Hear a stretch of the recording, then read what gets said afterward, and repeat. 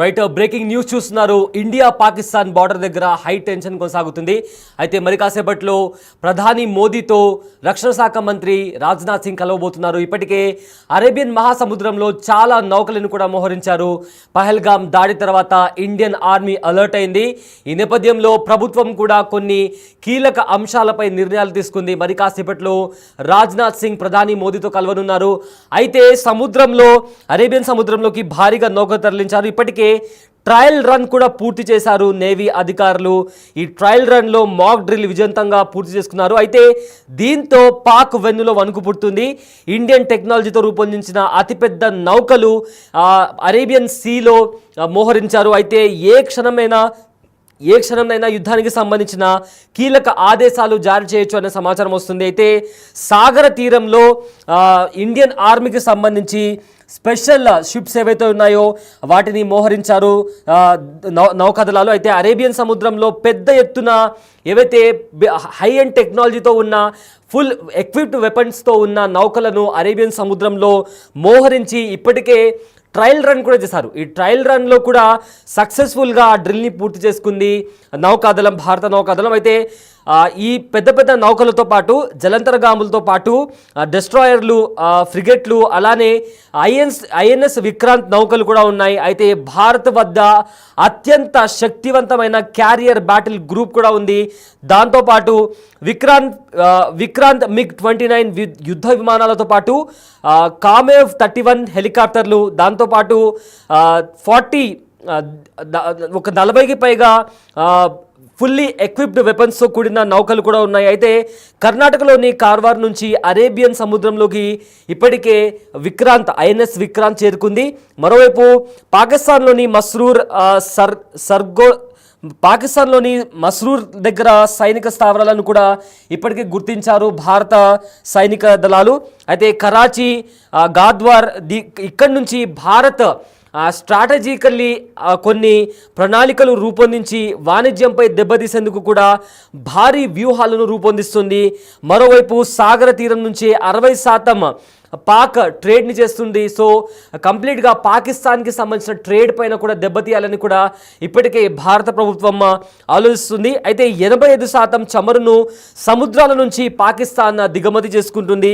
So అక్కడ పాకిస్తాన్కు check పెట్టే ప్రయత్నం కూడా చేస్తున్నారు. ఒకవేళ అక్కడ పాకిస్తాన్కు చెక్ పెట్టే ప్రయత్నం అది సక్సెస్ఫుల్ అయితే పాకిస్తాన్కి సంబంధించిన ఎకానమీ పూర్తిగా కొలాప్స్ అయిపోతుంది. ఎందుకంటే ఏదైతే క్రూడ్ ఆయిల్ కావచ్చు లేదా ఏదైతే ఇంధనం ఉందో అది ఆ చమురుని ఇక్కడ భారత భూభాగంలో ఉన్న సముద్రం నుంచి వాళ్ళు ట్రేడ్ చేసుకుంటారు. అలాంటి పరిస్థితుల్లో ఒకవేళ భారతదేశం ఆంక్షలు విధిస్తే అది ఖచ్చితంగా పాకిస్తాన్కి ఒక కోలేని దెబ్బ అని చెప్పుకోవచ్చు. దీంతోపాటు ఇండియా నుంచి వర్క్ చేస్తున్న ఒక 16 పాకిస్తాన్కి సంబంధించిన యూట్యూబ్ ఛానల్ని కూడా ఇండియన్ గవర్నమెంట్ బ్యాన్ చేసింది. ఏదైతే డిజిటల్ మీడియాకి సంబంధించి కావచ్చు లేదా బ్రాడ్కాస్ట్ ఛానల్స్కి సంబంధించి కావచ్చు ఏవైతే ఇండియాలో టెలికాస్ట్ అవుతున్నాయో అలాంటి 16 మెయిన్ మీడియా ఛానల్స్ని కూడా ఇప్పటికే పాకిస్తాన్ యూట్యూబ్ ఛానల్స్ని కూడా ఇప్పటికే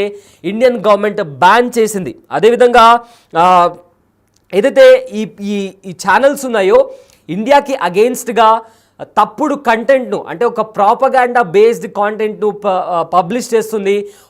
ఒక ప్రాపగాండా బేస్డ్ న్యూస్ను ప్రజల్లోకి వ్యాప్తి చెందిస్తుంది అనే కోణంలో పసిగట్టిన ఇండియన్ గవర్నమెంట్ ప్రజెంట్ ఆ 16 ఏదైతే ఛానల్స్ ఉన్నాయో వాటిని బ్యాన్ కూడా చేసింది. అదేవిధంగా ఇండియన్ ఆర్మీ దీనికి సంబంధించి ఈస్టర్న్ నావల్ కమాండ్ కూడా ఒక ఇంట్రెస్టింగ్ అండ్ పవర్ఫుల్ ట్వీట్ కూడా చేసింది. #మిషన్ రెడీ అని చెప్తూ ఒక ట్వీట్ చేసింది. ఆ ట్వీట్లో safeguarding the nation's maritime interest any time anywhere anyhow combat ready credible అని ట్వీట్ కూడా చేసింది. Future ready force #Indian navy అని కూడా పోస్ట్ చేసింది. అయితే అరేబియన్ మహాసముద్రంలో మోహరించిన యుద్ధ నౌకలకు సంబంధించిన విజువల్స్ మీరు బిగ్ టీవీ స్క్రీన్ పైన చూడొచ్చు.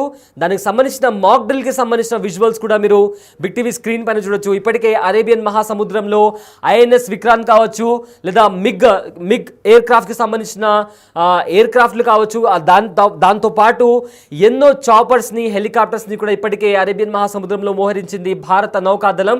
దీంతో పాకిస్తాన్ వెన్నులో వణుకు పుట్టిందని చెప్పుకోవాలి. అయితే ప్రజెంట్ మనము బిగ్ టీవీ స్క్రీన్ పైన నౌకాదళానికి సంబంధించిన సైనికులు, దాంతోపాటు ఆ యుద్ధ నౌకలను ఏ విధంగా అరేబియన్ సీలో మోహరించారో అని కూడా దానికి సంబంధించిన విజువల్స్ కూడా మనం చాలా క్లియర్గా చూడొచ్చు. అయితే దీంతో పాటు ఈ ట్వీట్లో ఒక స్ట్రాంగ్ పవర్ఫుల్ మెసేజ్ కూడా ఇచ్చింది Indian army. Future ready force #mission ready అంటూ కూడా ట్వీట్ చేసింది. పహల్గామ్లో కొన్ని రోజుల క్రితం దాడి జరిగిన సంగతి మనందరికీ తెలుసు. ఈ దాడిలో అమాయకులైన ప్రజలను పాకిస్తాన్ ఉగ్రవాదులు అక్కడికి వచ్చి విచక్షణారహితంగా దాడి చేసి వాళ్ళ మతం పేరు, వాళ్ళ ఐడెంటిటీ అడిగి వాళ్ళని చంపేశారు, దారుణంగా చంపేశారు. అయితే అప్పుడు అక్కడ ఎవరైతే పర్యాటకులు వెళ్ళారో వాళ్ళు ఫేస్ చేసిన ట్రోమా, ఎప్పుడైతే ఇండియన్ ఆర్మీ అక్కడ చేరుకొని వాళ్లకు సహాయం అందించడానికి ప్రయత్నించినప్పుడు వాళ్ళు ఫేస్ చేసిన ట్రోమా ఎంత అంటే భారత ఆర్మీని చూసి కూడా కాసేపు వాళ్ళు భయపడ్డారు. అలాంటి దారుణమైన పరిస్థితిని వాళ్ళు ఫేస్ చేశారు. అంత దారుణంగా ఆ ఉగ్రవాదులు భారత భూభాగానికి వచ్చి ఇక్కడుండే ఇండియన్స్ని భయపెట్టి చాలా మందిని 26 మందిని చంపేశారు. ఈ నేపథ్యంలో ఇండియన్ ఆర్మీ ఈ ఇష్యూని చాలా సీరియస్గా తీసుకుంది.